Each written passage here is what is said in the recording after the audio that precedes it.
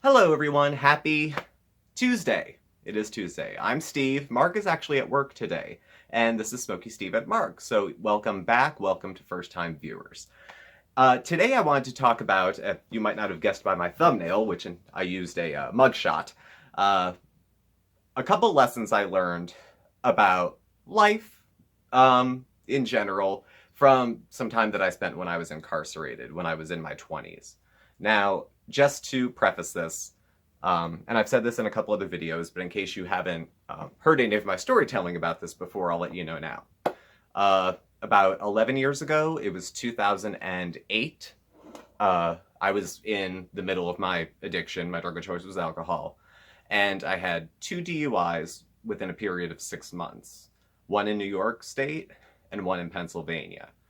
I had consequences to both. I did a small amount of jail time in New York, and then I had a 5-year sentence for the one I did in Pennsylvania, because I had the highest blood alcohol tier in both.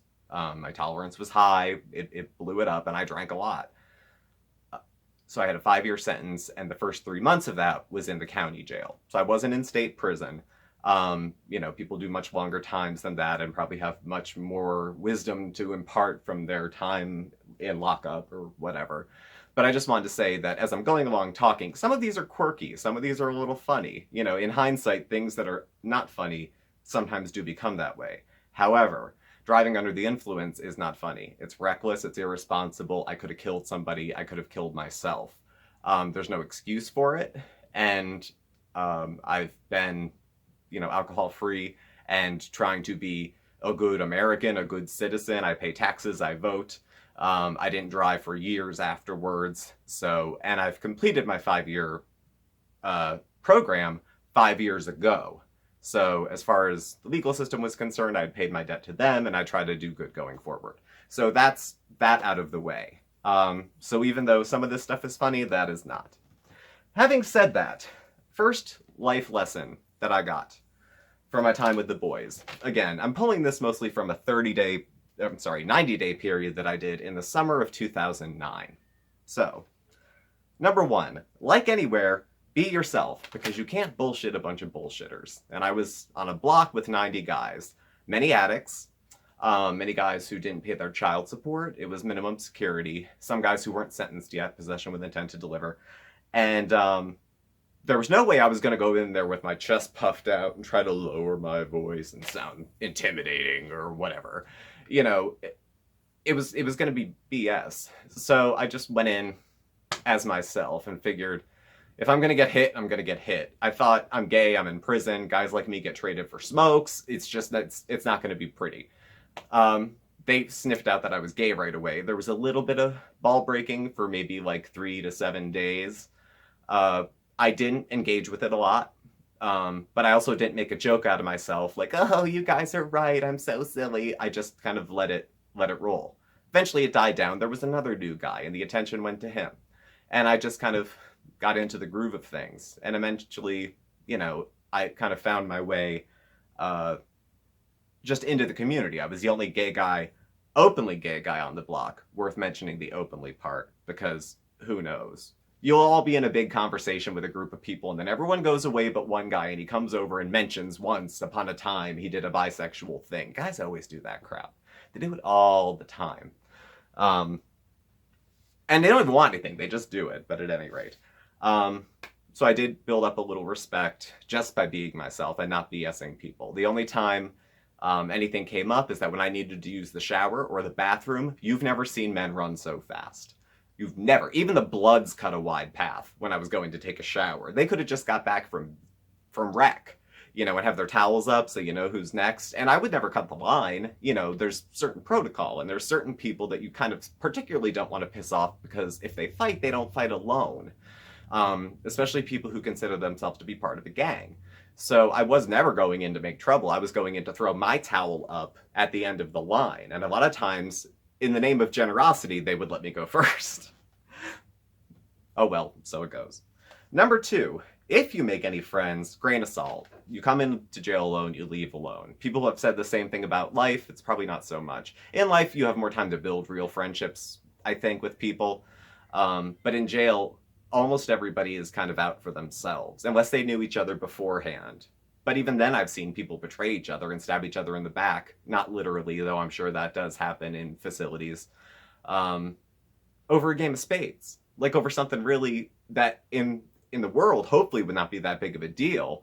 But, you know, they have to change blocks or someone has to go to PC because, you know, there was a fight over a game of cards. Like, things that are not a big deal become a big deal. And people who were buddy-buddy for a couple months can have a falling out over something very simple. It's kind of a pressure cooker. So I picked my friends carefully. There was one guy that I would go in with on tobacco, and there's another guy I would work out with. And then after we all got out, I ran into a couple of them, and we did become friends in kind of the recovery community. But otherwise, no, I kept my guard up. Number 3, men are terrible gossips. Terrible. You wouldn't, like... Think of like the stereotypical, it's usually women who are accused of gossiping. Little old church ladies, bitty, bitty, bitty, bitty, bitty, bitty. Nothing. This guy runs in. Do you know what he said? Another guy runs in. He said this, another one. I heard him on the phone. He was talking to your girl. She's putting money on his books now. Do you know what CO's on tonight? Did you hear those 2 COs are hooking up? It was nonstop. Now I get it that there's not a lot to do. And I'm not saying I didn't participate in it. I'm just saying, if there was ever any doubt, don't let there be any doubt. It's a hen house. It's like, imagine if The View had an all-male cast. That's what it sounds like. A lot. Usually early in the morning for some reason. I don't know who gets up that pissed, but oh well. 4, neatness matters. Hygiene matters. The consequences for not being neat or having good hygiene are magnified in the prison system. And it doesn't matter if it seems like it's hypocritical. The person that you're bunking with could have been a heroin addict who was shooting up with puddle water and sleeping behind a dumpster and had a very rough time before they were incarcerated. Those lifestyle habits will change quickly. Often, all of a sudden, the mat is made with hospital corners. Everything's neatly folded. The towels are folded. The sheets are folded. The t-shirts are getting washed, not in the laundry because they want them to stay white. Like, very nitpicky. Shaving, the grooming, all this type of stuff. Trust me, if you don't shower, you're going to shower. Someone's going to drag you down the tier and probably throw you in the shower if it gets too nasty. There's usually an alpha per pod, like not the pod, well, per block probably, but I was in the dorms, so there was 16 guys to a cell, and every hut had an alpha, and sometimes a new one would come in and they'd butt heads. Do I look like an alpha? I was just watching the show. But sometimes that would come up, and they would be the enforcers for hygiene and neatness and whatever. They fancy them. They're a big deal in jail, and I met some of them on the street, and God love them. They look lost. They know how to do jail. They don't know how to do life. Let's see, what else we got here?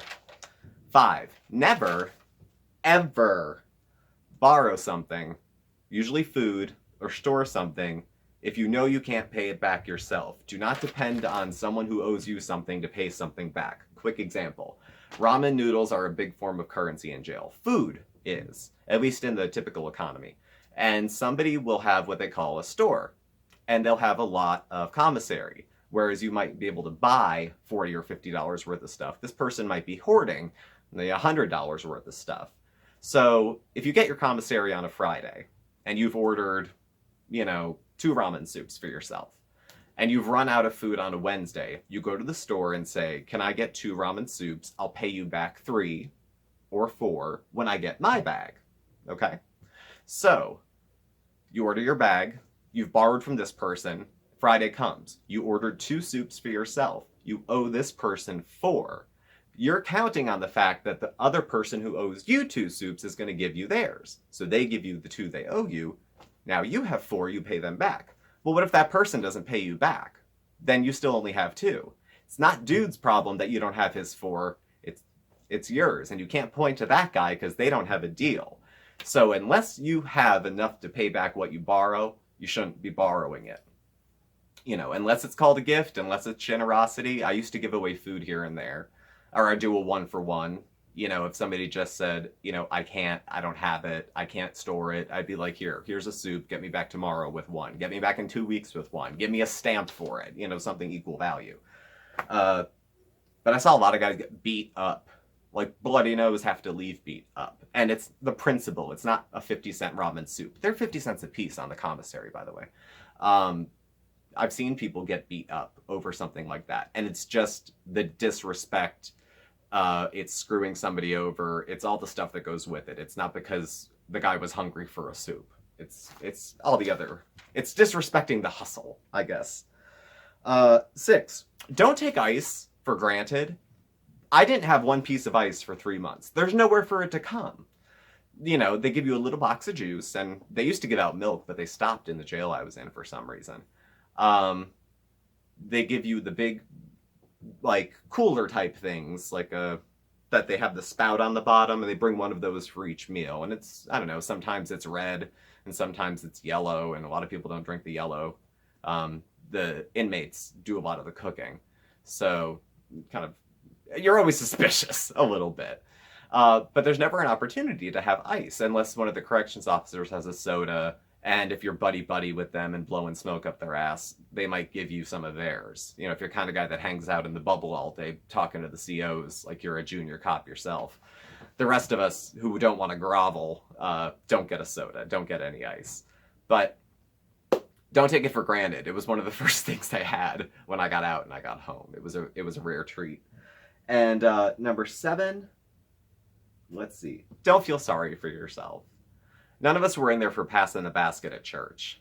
You know, I mean, yeah, the first couple days, it was a little hard to adjust, and it kind of felt like, why me? Why me? This feels unfair. I had a therapist years later where some light bulbs started to go off, and she had told me fair is an opinion. Now, in that very moment, I felt like hurling a stapler across the room. But on meditating on that, that kind of felt right. You know, to me, it felt like it's unfair I'm in jail. I thought, you know, is it unfair? I was like a speeding bullet flying down the road. How many people could I have hurt? You know, people would say, oh, God was watching over you. You weren't in an accident. No, God was watching over the 25 people I didn't hit as I was trying to drive home. So, you know, trying not to feel too sorry for myself was a big one, and that goes into life too. And I was also trying to take into context on a more global approach, literally global, well, at this point, maybe national. I was in county jail in America. Okay. There are other incarceration, you know, facilities in other parts of the world that are much worse. I was given 3 meals and a place to sleep. So what if the food wasn't good, it wasn't poison, and there was enough of it? So what if the juice was warm? So, I mean, some of the things that I was saying, you know, tongue-in-cheek to kind of appreciate, there are amenities that are given to prisoners that aren't given to some other non-prisoners in other parts of the world, or even in other parts of the United States, depending on the circumstances where a person is being incarcerated. So those are my lessons from being in jail. It's been a while. I definitely wouldn't want to go back. Definitely. I don't know too many people who would. Hindsight, it doesn't seem like it was that long. I remember, like, the day I got out, I had to go right onto house arrest. And I was never so excited to have one of those, like, $100 pieces of government jewelry around my ankle. It was very exciting. And I remember the day I got home, I was excited to eat real food, because they only would serve a chicken leg once a month. And all the other food was, like, soy products, whether it was burgers or pork or hot dogs or whatever. It was not real meat. We only get chicken on the bone once. So I went home and I ate like half a rotisserie chicken, and I used a pillow because we didn't get pillows. You had to sleep on your dirty laundry or like fold up part of your mat to do it. You could try to make a pillow out of a mat, but then you're destroying prison property. And if nobody admits to it, and nobody will because you don't want to snitch, everybody gets charged for it. So I was excited for a pillow and something to eat, and of course an icy drink. And then I just continued with the rest of my sentence, and I continued it outside of jail. I went back for 3 weeks for violating in 2014. No, that's a lie. 2012 which is the mugshot that you have. I didn't have my 2009 mugshot, so in the thumbnail I used my 2012 one. Right after that mugshot, I was there for 3 weeks, and then that's when I consider my recovery really having begun. That's when I got into treatment, that's when the drinking stopped, and that's when the meds started getting worked out, and things started getting better. So, I learned more than I thought I would, actually. I thought I would just sit there and cry for 3 months, but I don't want to say I'm glad for, I always love these people that say, I'm grateful for all of my experiences. I would do it all again just the same way because it's given me so much wisdom. I know a lot of really effing wise people who didn't have to go to jail for 3 months to get smart. So no, I'm not grateful for all my experiences. Am I grateful I have this knowledge? Yes. Am I grateful that this was the way I had to get it? No. But I was dealing with consequences of extremely poor and reckless choices. So if that's the way it had to work its way into my life, I guess so be it. If I was too dense to get it otherwise, so it goes. But there you are, you see. So, once again, happy Tuesday. Thank you for watching. Please do subscribe. Give us a thumbs up as well. You can follow Mark and I on Facebook at SmokeySteveAndMarc, or you can follow us on Instagram at SmokeySteveAndMarc.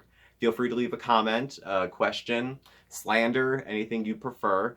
And we will catch up with y'all soon. Take care, everyone. Bye.